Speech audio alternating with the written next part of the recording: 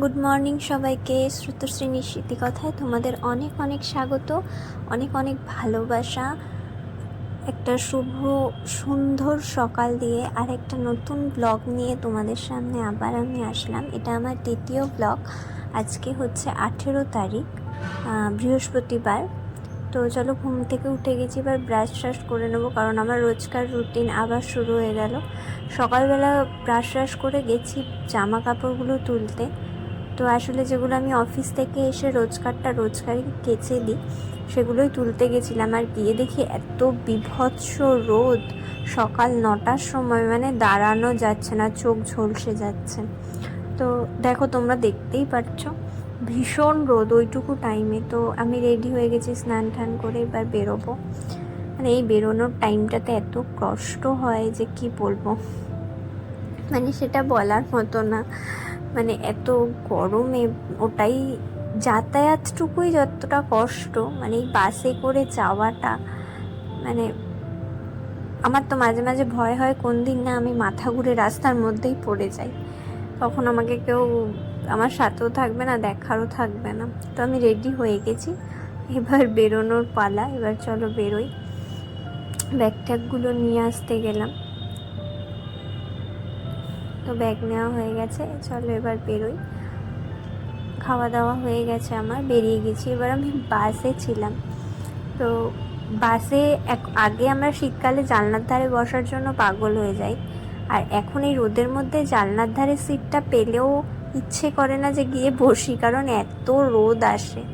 আর এই গরমে না, তোমার পাশে যে বসে থাকবে সেও তোমাকে মানে জানলার ধারে সিটটা ছেড়েই দেবে, বলবে তুমি বসো গিয়ে, কারণ তার গায়েও তো রোদটা লাগবে। এই কারণে রাস্তায় দেখো কি বিভৎস রোদ, মানে আজকে এত কড়া রোদ, প্রায় 41 ডিগ্রি মতন টেম্পারেচার ছিল। মানে সত্যি এই টেম্পারেচারে বেঁচে থাকা সত্যি বড় মুশকিল, এত রোদ। তো আমি অফিস ঢুকে গেছি। আমাদের অফিসে ঢোকার সময়টা না, দেখে মনে হয় না ওটা একটা অফিস, মনে হয় গোডাউন। আসলে আমাদের ওপর মানে নিচটা ওই গোডাউন টাইপেরই, আর ওপরে গিয়ে অফিস, মানে একটা ওপরের ছোট জায়গা আছে, তো ওটার মধ্যেই অফিস করাই, সিঁড়িটা দিয়ে উঠতে হয়। তো আমি অফিসে ঢুকে গেছি। এখানে ভয়েস ওভারটা দিলাম কারণ শোনা যাচ্ছিল না, প্রচণ্ড আওয়াজ, সাইডের আওয়াজ হচ্ছিল আর কি। তো এই কারণে সেটাই বলছিলাম, এত বাইরের রোদ, যারা রাস্তায় থাকে তো তারা কী করে বাঁচে, মানে কিভাবে রয়েছে। আমার অফিস ঢুকে প্রথম একটাই কাজ, ওই এসিটাকে অন করে খানিকক্ষণ বসা, মানে খানিকক্ষণের জন্য আমি পুরো ব্ল্যাঙ্ক হয়ে যাই অফিস গিয়ে, যার জন্য আমায় কিছুক্ষণ বসে থাকতে হয়। এটাই আমি আর কি বলছিলাম, যে মানুষের স্ট্রোক হয়ে যাবে যারা এই রোদে বাইরে বেরোচ্ছে, যারা একটু বয়স্ক মানুষ, যাদের একটু ইমিউনিটি পাওয়ার লো, তাদের খুব কষ্ট। অফিসের কাজ চলছে। আজ অফিস থেকে একটা নতুন মানে একটা জায়গায় আমরা গেছিলাম, তো সেটা তোমাদের দেখাবো। ভিডিওটা স্কিপ করো না, দেখতে থাকো। আর ভিডিওগুলো যদি তোমাদের ভালো লেগে থাকে, একটা লাইক, কমেন্ট, শেয়ার অ্যান্ড চ্যানেলটাকে সাবস্ক্রাইব করে দিও প্লিজ, কারণ তোমাদের সাপোর্টটা আমার ভীষণভাবে দরকার। লাইফে যেভাবে স্ট্রাগল করছি, সবাই চায় একটা ভালো জায়গায় পৌঁছাতে। জানি না আদৌ পারবো কি না, বা পারলেও কবে গিয়ে সেটা করতে পারবো, তো তাও চেষ্টা করি, দেখা যাক। তোমরা পাশে থাকলে নিশ্চয়ই পারবো। দেখো, আমরা বেরিয়ে গেছি, এই রোদের মধ্যে গেছিলাম। আসলে আমাদের এক দাদা আয়রন ডিপার্টমেন্টে আছে, তো ওই দাদার পাড়ায় ওদের নবরাত্রিতে পুজো মানে হয়েছে আর কি, সেই পুজোরই আজকে 56 ভোগের মানে খাওয়াবে আর কি সবাইকে, যার জন্য আমাদের যেতে বলেছিল। তো আমি এই গ্রুপের মধ্যে একাই একটা মেয়ে, দাদারা যেহেতু আছে তাই অসুবিধা হয় না, তো ওদের সাথেই আমি গেছিলাম। তো এত বিভৎস রোদ যে মুখ জ্বালা করছিল। তো আমরা দেখো এসে গেছি, এই যে মায়ের আর কি মূর্তি এখানেই ভোগ ঠোক রাখা হয়েছে, এখান থেকেই ভোগ ঠোক মানে বিতরণ করা হচ্ছে আর কি, ওখানে বসিয়েই খাওয়ানো হচ্ছে। তো আমরাও সেইভাবেই গেছিলাম। আর 56 রকমের আইটেম করা হয়েছিল, মানে ভাজা ডাল, এখানে সবাই বসে বসে খাচ্ছে, খুব ভালো লাগলো। আমি এরকমভাবে প্রথম কোথাও গেছিলাম ভোগ খেতে, মানে এরকম বসে সবার সাথে খেলাম, এরকমটা আমি কোনোদিনও খাইনি। আর নতুন একটা জায়গা, আমরা মানে অফিসের লোক হয়েই গেছিলাম। তো ওই দাদা তো এখানে নেই, খুব ব্যস্ত ছিল, পরিবেশন করছিল, তাই দেখাতে পারলাম না। এখানে আমাদের অফিসের সবাই, মানে অ্যাকাউন্টস ডিপার্টমেন্ট থেকে আমরা সবাই গেছিলাম, আর ওদিকে ওদের আয়রন ডিপার্টমেন্টের বোধহয় 1 না 2 এরকম গেছিলো। তো এই দেখো আমরা খেতে বসে পড়েছি, ডাল ভাত, অনেক রকমের ভাজা, খিচুড়ি, আলুর দম এসব ছিল। যদিও আমি বেশি কিছুই খেতে পারিনি, কারণ আমার খাওয়ার মানে পরিমাণ খুবই কম, যার জন্য সবাই ওখানে আমাকে নিয়ে খুব ইয়ার্কি মারছিল। তো অফিস চলে এসেছি, আবার কাজ শুরু। ওই খানিকক্ষণের জন্য একটু বেরিয়েছিলাম, ওইটুকু বেরোলেও মনে হয় কি মানে কি যেন একটা পেয়ে গেছি। অফিসের মধ্যে ঢুকলে খালি মনে হয় কখন বেরোবো কখন বেরোবো। তবু এই রোদের মধ্যে যদিও ইচ্ছে করছিল না বেরোতে, কিন্তু দাদারা জোর করে বলল যে না চল, তুই একা কেন বসে থাকবি, তাই দাদাদের সাথে গেছিলাম।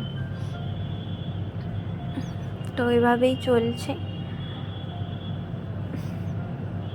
মাঝে মাঝে মনেই থাকে না কোন ক্লিপগুলো নেওয়া উচিত, কোন ক্লিপগুলো নেওয়া উচিত না। আসলে অভ্যেস নেই, তো হয়তো আস্তে আস্তে হয়ে যাবে, বা কীভাবে ক্লিপ নেওয়া উচিত কীভাবে উচিত নয়। চেষ্টা করব যতটা ওভারকাম করা যায়, এই কারণে এবার দেখা যাক আমি কত দূর এগোই। ডেলি ব্লগ দিতে পারবো কি না জানিও না, তবে চেষ্টা করব ডেলি ব্লগ দেওয়ারই। আসলে এত ক্লান্ত হয়ে যাই, তারপর অফিস গিয়েও যখন কাজের প্রেশার থাকে তখন আর এগুলো মাথায় থাকে না। তো এই কারণে আর এই যে ক্লিপগুলো নেওয়া, এগুলো তো লুকিয়ে লুকিয়ে নেওয়া, কারণ আমাদের অফিসে সবসময় সিসিটিভি মানে চলতেই থাকে। আর যে আর কি আমাদের বস, যিনি স্যার আর কি, উনি সারাক্ষণ সিসিটিভির মানে ক্লিপগুলো খুলে বসে থাকেন, মানে আমাদের ওপরের। তো এই জন্য খুব একটা পসিবল হয় না ক্যামেরা অন করা, তাও চেষ্টা করি যতটা তোমাদের দেখানো যায়। আমার বাবা মারও খুব ইচ্ছা যে আমি কি কাজ করি সেটা দেখার, তো আজকে ভালোই হলো যে এই ক্লিপগুলোর মাধ্যমে আমি তাদের দেখাতে পারবো। আমি বাবাকে নিয়েও মানে নিয়ে যাচ্ছিলাম আর কি আমার অফিসে, মানে আমি একবার পার্স ফেলে গেছিলাম বাড়িতে, তো বাবা সেটা দিতে গেছিলো। বাবাকে অনেকবার বলেছিলাম, এমনকি আমার অফিসের যে দাদা সিনিয়র অ্যাকাউন্টেন্ট যিনি, সেই দাদাও বলেছিল কাকুকে নিয়ে আয়, দেখিয়ে নিয়ে যা যে তুই কোথায় কাজ করিস, সেটা তো তাদেরও দেখাও দরকার। যতই হোক আমরা মেয়ে, তো বাবা মার একটা ভয় থেকেই যায়। বিশ্বাস অবশ্যই আছে মেয়ের উপর, কিন্তু তবুও একটা মনের ভেতর থাকে যে মেয়ে কোথায় চাকরি করছে, এই কারণের জন্য। তো ভেবেছিলাম বাবাকে নিয়ে যাব, তো বাবাকে নিয়ে যাওয়ার কথা বাবাকে বলেও ছিলাম, মানে প্রায় টানা হেঁচড়া শুরু করেছিলাম যে চলো একটু দেখে আসবে, কিন্তু বাবা কিছুতেই যাবে না। আমার বাবা ভীষণ লজ্জা পায়, মানে না যাব না এরকম, আমি ঠিকঠাক জামা কাপড়ে নেই, আমি যাব না, সেই কিছুতেই আসেনি। তো আজকের এই ভিডিওটা দিয়ে আমি আমার বাবা মাকে দেখাতে পারবো যে আমি আদৌ কাজ করি না করি, এই কারণে। তো জানি না ইউটিউব জার্নিটাতে কতটা কি হবে। অনেক মানুষকে দেখলাম যারা ইউটিউব জার্নি করে নিজের কেরিয়ারটাকে দাঁড় করাতে পেরেছে ভালোভাবে, তারা এখন স্টেবল। চেষ্টা করছি, যদি তোমাদের ভালো লাগে তোমরা পাশে থাকলে নিশ্চয়ই এগোতে পারবো। তো